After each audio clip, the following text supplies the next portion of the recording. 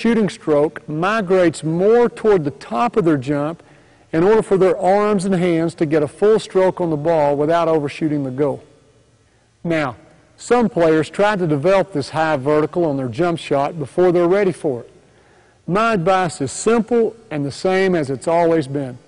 Begin your training by timing your release with your feet coming off the ground and let things evolve naturally from there.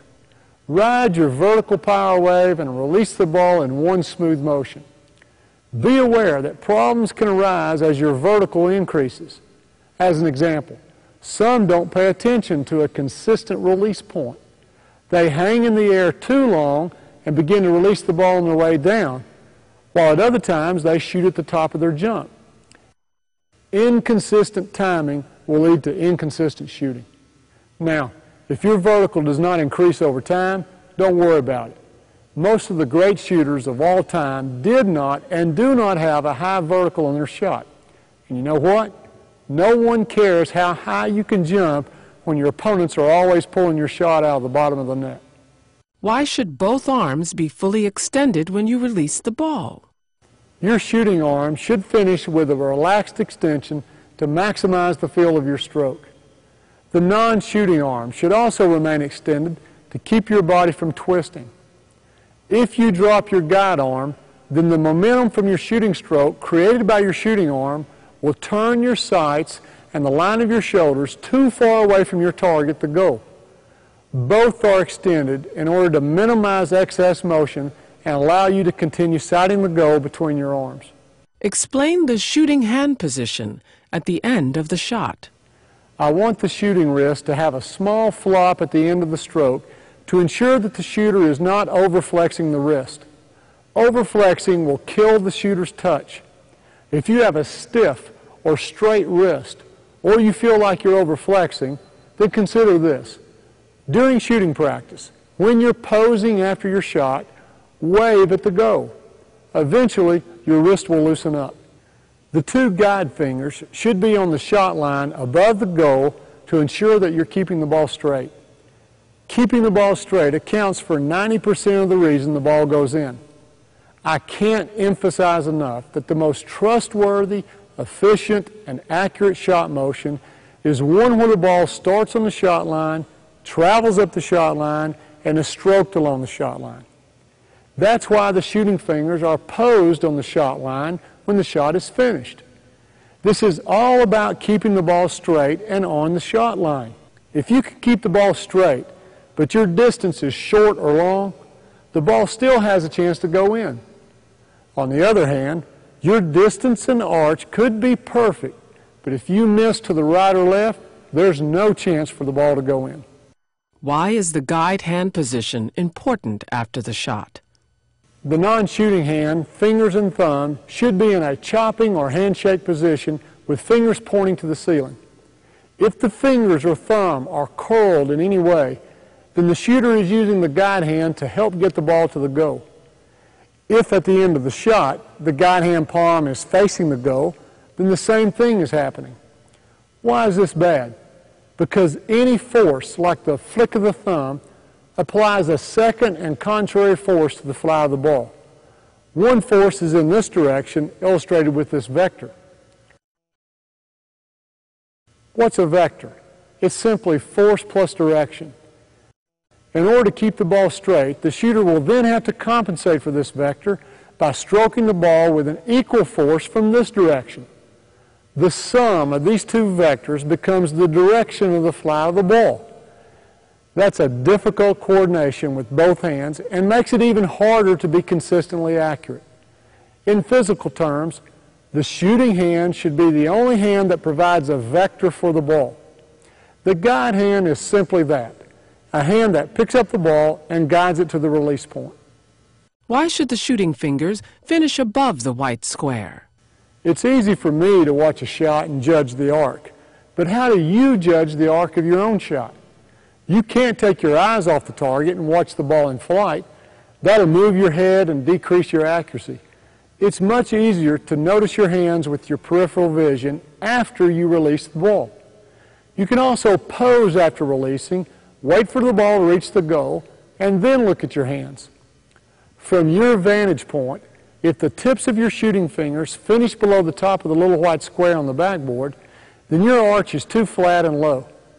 If your hands are too high to be noticed by your peripheral vision, then your arch is too high. Somewhere in between is a happy medium. The best test is to let someone else watch your arch while you check your hands. This way, you can find your own personal finishing mark somewhere above the little white square. This mark will vary based on your distance from the goal, but will never be below the little white square.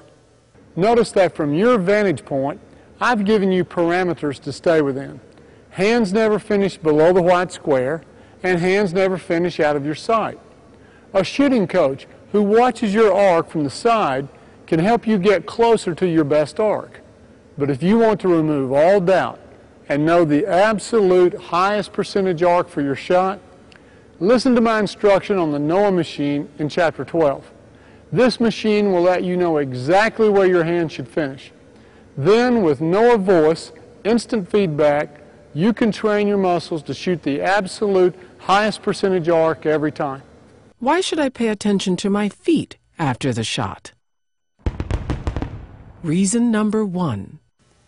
Every shooter's body has a tendency to twist or torque as a result of stroking the shot with one arm. If you allow your body to twist, it becomes difficult to stay on target and remain on your shot line. Remember, minimizing excess motion will always increase your accuracy. Reason number 2. Balance, balance, balance. You can hear balance being emphasized. Good balance means your shot is stable. The more stable your form, the easier it is to control the flight of the ball. Reason number 3. I can't say the following enough. I emphasize training and practicing with both feet square under the shoulders and all 10 toes pointing to the goal as a matter of overtraining. Males tend to overstep and females tend to understep on a standard shot, and both tend to understep when shooting with a 1-2 going to their weak hand.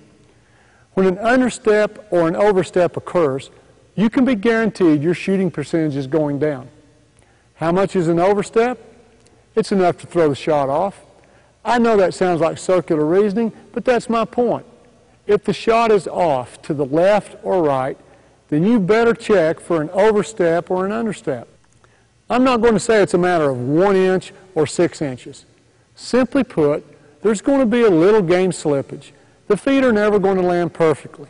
But if you train with an overstep or understep, then when game time comes and you experience a little game slippage, your error is compounded to the point that your shot is thrown offline.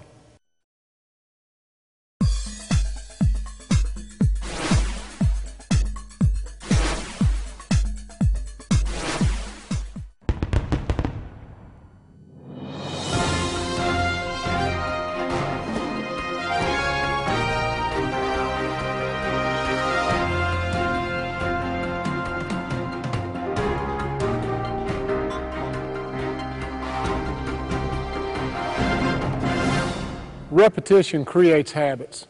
It's a universal truth that you can count on. And every time you pick up a ball to play or practice, you're creating habits or muscle memory, whether you're aware of it or not. Now, they could be bad habits or good habits. Just remember, any bad habit will keep you from being the best you can be. Good habits, on the other hand, like the ones you've seen so far in this video, will enable you to move on to the next level. So don't be deceived. You are creating muscle memory, good or bad, every time you pick up the ball. Now, perhaps you're a beginner, a blank slate with no habits. Well, the quickest path to good muscle memory, and by the way, the only way to create new habits, is through high amounts of repetition. How much, you ask? I'll give you an idea in Chapter 10, but needless to say, it varies from person to person. What I can tell you is to simply keep repeating what you want until it sticks, until it becomes your habit, your natural instinct. Even if you play at a high level, you may have a specific part of your shooting motion that must be developed to a greater degree than it is now before you can see overall improvement in your shot. So, What follows are the three most common areas that need to be isolated